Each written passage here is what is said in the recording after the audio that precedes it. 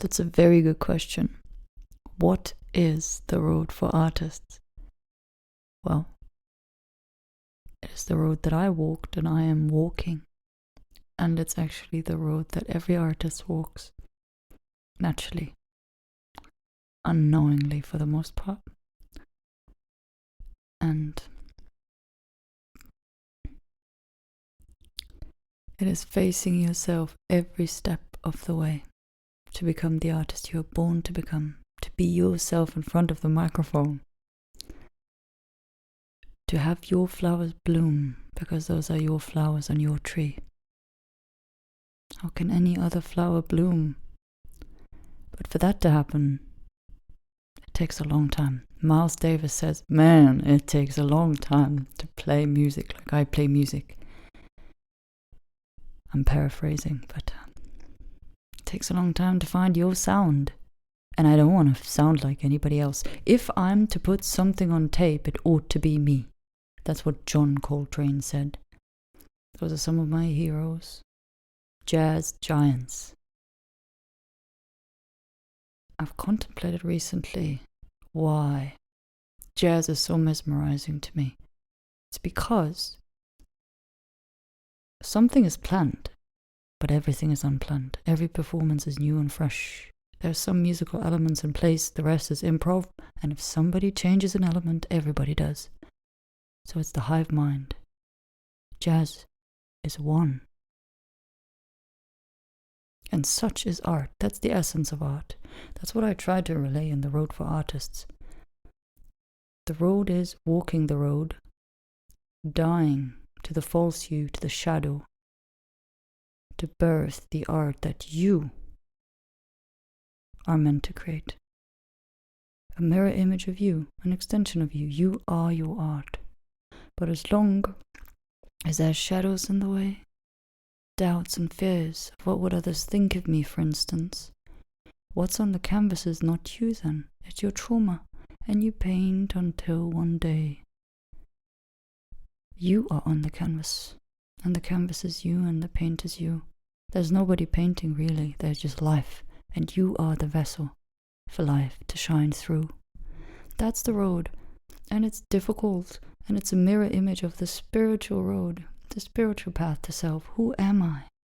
Who was I before I was born and before that?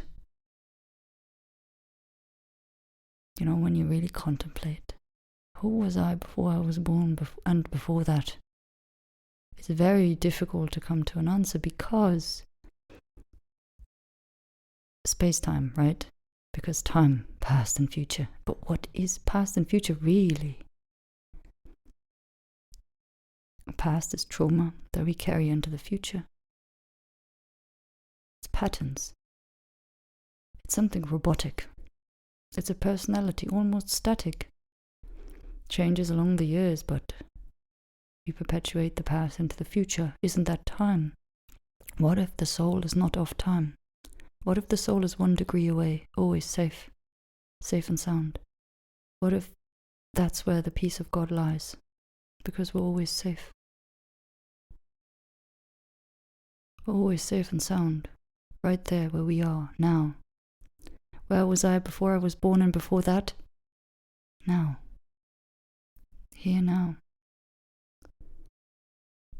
1 degree away. So it's like a dimension in a dimension, but you're free of this space. That's why the great mystics say that you don't need to suffer, yet we are suffering. And that's the road. You die to yourself, you die to your suffering. You die to something false anyway, and you are born again as your soul, though you never were anything else. How can you go to a place you never left? It's impossible. So what's the essence of art? To become art, to be that, to be the dance of life through your hands. A birth of divine artifacts from soul to soul. It captures life and hence it relays life. It's like a window to God, where we are one, safe and sound. Not that we are one. You're still your soul, but your soul is connected to creation. You are a part of creation. You are a piece of life. So you create from a place where life is. You don't create dead art, unfortunately. It's kind of harsh to say, but this age is the age of dead art. Let's revive living art that tasted the soul. You know, some artists, they taste their soul in one area of life, which is art, because that is what they mastered. For instance, Picasso was his art. He said it takes an entire lifetime to paint like a child. So he was divinity, and divinity was him. He left himself outside the door when he entered the shrine of his art studio. He was alone there, just his soul. He communed with God while painting. The problem is he didn't bring that same divinity to the rest of his life. You know, he played God the rest of his life. But he was a humble servant of the divine, and that was his secret when he painted. He was no one when he painted. He was life. That was his secret. He didn't do anything. It's non-doing, it's karma yoga, it's being life. It's being art. The essence of art is to become your art. The essence of art is to find out who you are, and that's the spiritual journey. Who are you? And that's the road for artists. So thank you very much for listening. I'm gonna go back to making music now, and alive music, living music. Not layers away, not degrees away. What would that look like, huh? I'm to find out. I'm gonna release some songs at the end of every episode. I'm gonna put a little song, just my guitar and me. Back to basics. Perhaps some jazz piano added. Let's see how that unfolds. I trust life. You know what I realized? I trust life more and more. The more layers fall off me, because I will never mine.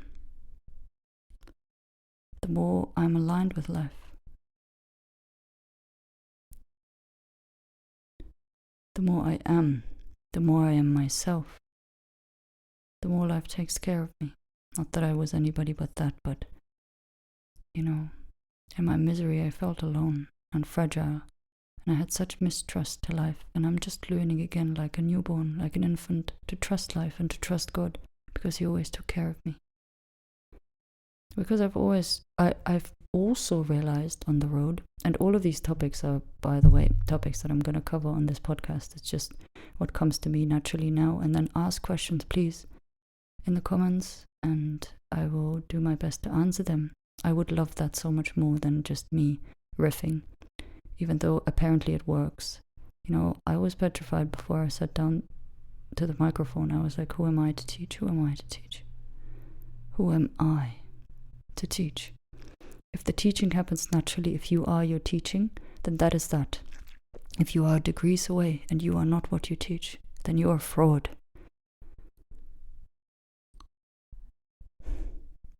No one chooses teaching. Teaching chooses vessel. You are what you are.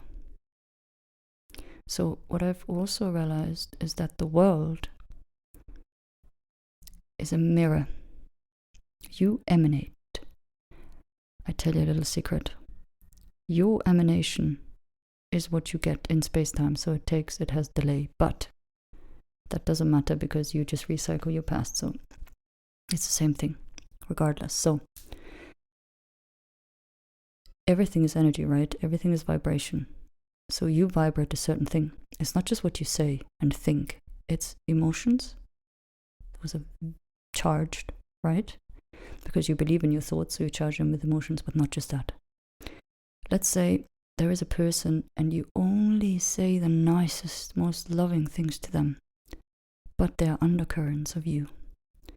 There is jealousy, or there is something, you can't really put your finger on it, but there is something nasty that you give them. So it's all of you, all your emanations, everything that you emanate. You know, your resonance is what you get back. So the world, you created it, that's the thing. You can blame God, but when you're on the spiritual journey, it sounds very harsh, but when you're on the spiritual journey, you realize more and more and more how you transpire. And it's just, you get what you are. You get what's in you. You are not separate from your creation. You project yourself onto your creation, and you have done that all along. So when you see that, you take responsibility. And you witness your reactions to the world. And you release them because they're not inherent in my soul. And this is how you untangle yourself slowly, slowly. And it takes time. And nobody that's here is done. So, as I'm learning more and more, I want to share selflessly. Not from my emotional self, not from my trauma, but selflessly from my soul. From soul to soul, I speak to you from soul to soul. Perhaps it rubs off on someone and they sit in their soul while I speak. That's the goal. Again, this is all very new to me. So I'm just grateful for this opportunity to be me. And that's astonishing to me that I can just, I don't need to save anybody. I don't need to teach to anybody. I don't need to be a savior. I don't need to play that. I thought I had some kind of role to play, but life plays. Isn't that nice? I can just be me. That's kind of freaky. And beautiful. It's like I can breathe out.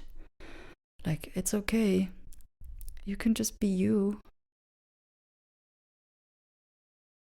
And life takes care of you. But when you're degrees away from you, you are this corrupt piece of life and you seem alone and fragile. Or when you clean all that dirt and you're once again you, life shines through. Isn't that cool? So that's the road for artists. It is the spiritual journey. And the cool thing is that I, as an artist, I think I can relay that best to artists, So that's the unique twist. I'm just at the start of my journey. Hence, I want to thank you, because by sharing selflessly, I heal myself. So thank you very much. Until next time. What's the biggest truth I can share with you? My love for you, my love for you. That's the biggest truth I can share with you. My love for you. You're on my mind and heart. Feel my love, soul to soul. No beginning, no end. True, pure. Where love comes from, that's the point from which I love you, wherever that is. I am there with you. What's the biggest truth I can share with you? My love for you, my love for you. That's the biggest truth I can share with you. My love for you. You're on my mind and heart. Feel my love, soul to soul. No beginning, no end. True, pure. Where love comes from, that's the point from which I love.